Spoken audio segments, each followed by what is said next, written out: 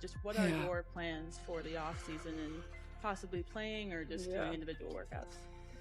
Yeah, I mean, probably take a little bit of a break here, just for maybe a week. I don't really want to lose a ton of the stuff I've worked on, and just trying to get my body back to full health. There's some USA basketball stuff I need. They thought they could simply erase her from the narrative, but they underestimated the storm they were about to unleash. The decision to leave Caitlin Clark off the Team USA roster for the Summer Games was already the most controversial move in the history of women's basketball. But new information has surfaced that suggests the disrespect went far deeper than a simple rejection. We are talking about a level of pettiness that is almost hard to believe. Leaks from inside the selection process suggest that before the final door was slammed in her face, there was an offer on the table, one so insulting that it was practically designed to be rejected.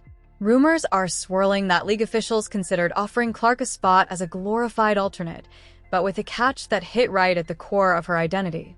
They allegedly planned to strip her of her iconic number 22 and hand her jersey number 12. In the world of elite basketball, jersey numbers aren't just digits. They are status symbols.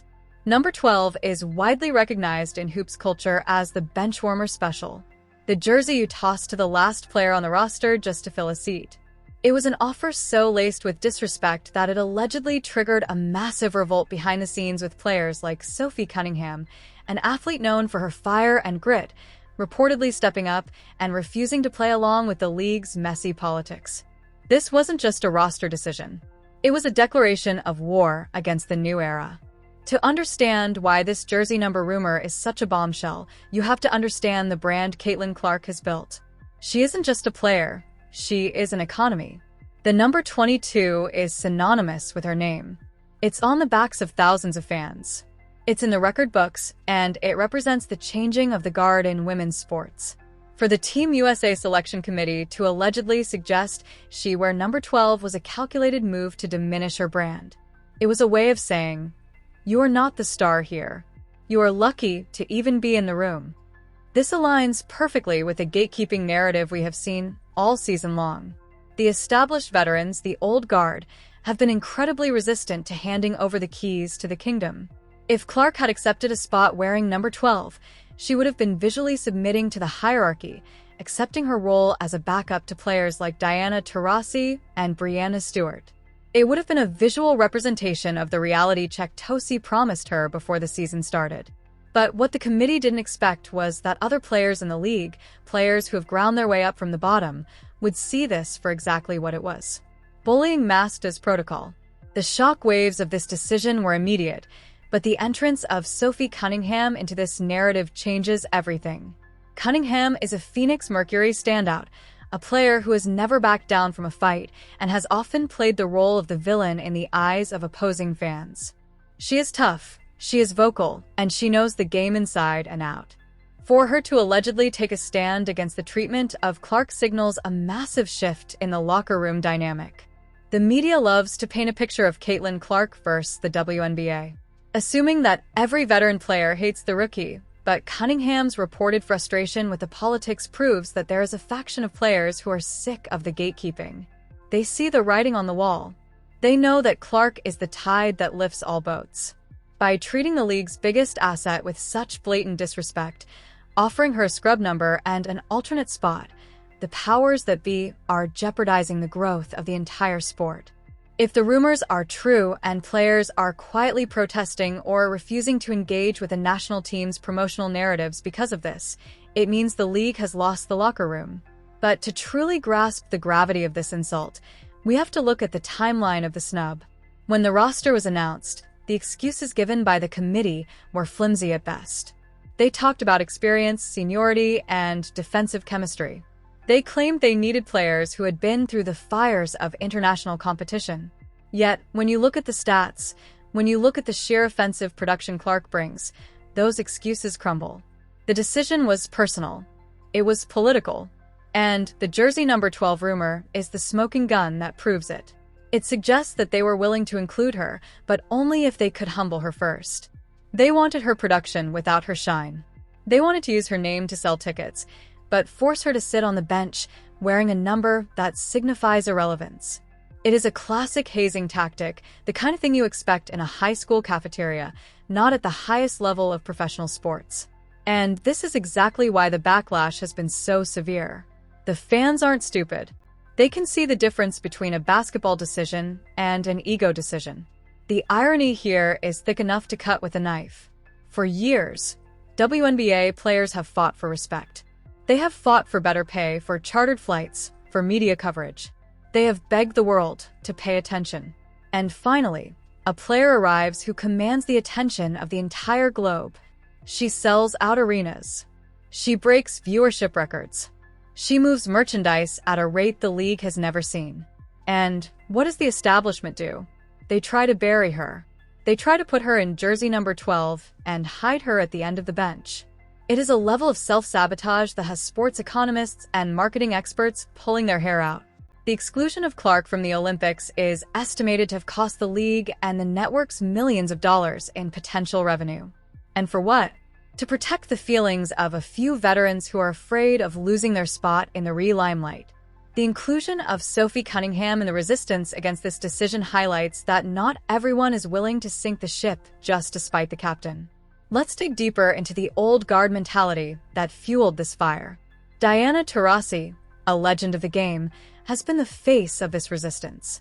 Her comments about reality is coming were seen by many as a warning shot, a declaration that the veterans were not going to make it easy for the rookie, and they haven't. From hard fouls to media shade, the welcome wagon has been non-existent. The Olympic roster was supposed to be the ultimate meritocracy, the place where the best of the best gather to represent the nation. But by prioritizing seniority over current impact, the committee turned Team USA into a country club. They chose comfort over chaos. They knew that if Clark was on the team, the media circus would follow. Every practice, every game, every press conference would be about her. And the veterans who have carried the league for a decade in relative obscurity clearly didn't want to share that stage. The jersey number insult was likely a test. Will she submit? Will she take the scraps we offer her? When the answer was silence, they cut her loose entirely. But silence is a powerful weapon, and Caitlin Clark has used it masterfully. While the internet burns with rage on her behalf, while pundits debate the fairness of the roster, and while rumors swirl about Sophie Cunningham refusing to play along, Clark has said almost nothing. She hasn't complained. She hasn't lashed out. She has simply gone back to work. She is. Breaking assist records, putting up triple-doubles, and proving every single night that she is one of the best players in the world. Rookie or not, this silence drives her critics crazy. They want her to crack. They want her to act entitled so they can justify their treatment of her. But by taking the high road, she highlights just how petty the league's actions are. If she had complained about being offered jersey number 12, they would have called her a diva. By ignoring it and focusing on basketball, she exposes them as the bullies. The role of Sophie Cunningham in this saga cannot be overstated. We often view sports through the lens of individual rivalries, but the real story is often about alliances. Cunningham represents the grinder mentality of the WNBA. She isn't a media darling. She fights for every inch of respect she gets. If the reports are true, and she is disgusted by the way Clark was treated, it validates the feelings of millions of fans who feel the same way. It shows that this isn't just crazy fan theories. It shows that inside the league, there is a recognition that things have gone too far. The refusal to play narrative might not mean she is literally sitting out games, but it suggests a spiritual boycott of the hazing culture.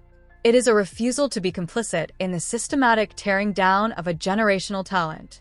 It sends a message to the league office. We are watching, and we don't like what we see.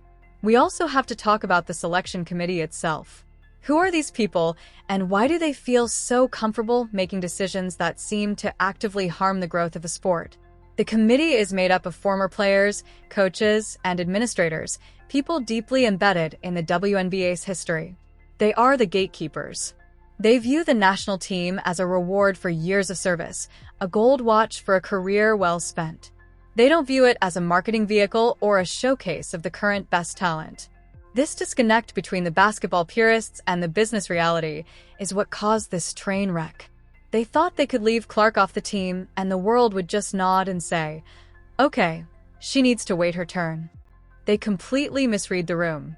They didn't realize that for the new wave of fans, Caitlin Clark is the WNBA. Leaving her home is like hosting a concert and telling the headliner to wait in the parking lot. And what about the jersey number itself? Why does number 12 sting so much? In the psychology of sports, numbers are identity. Michael Jordan is 23. Wayne Gretzky is 99. Caitlin Clark is 22. To offer her any other number is an attempt to strip her of her identity. But to specifically offer a number associated with the end of the bench is a specific type of psychological warfare. It says you are replaceable. It is a microaggression on a macro stage. It's the kind of thing that gives players a chip on their shoulder that lasts a lifetime. If this rumor is true, the committee didn't just make a roster decision. They created a monster. They gave Clark all the motivation she will ever need to destroy every record in the book. And when she eventually does make the Olympic team 4 years from now, you can bet she will be dictating the terms, not them. The fallout has been a PR nightmare for USA basketball. They have had to field questions about Clark at every turn. The players who did make the team incredible athletes in their own right have had their spotlight stolen by the ghost of the player who wasn't there.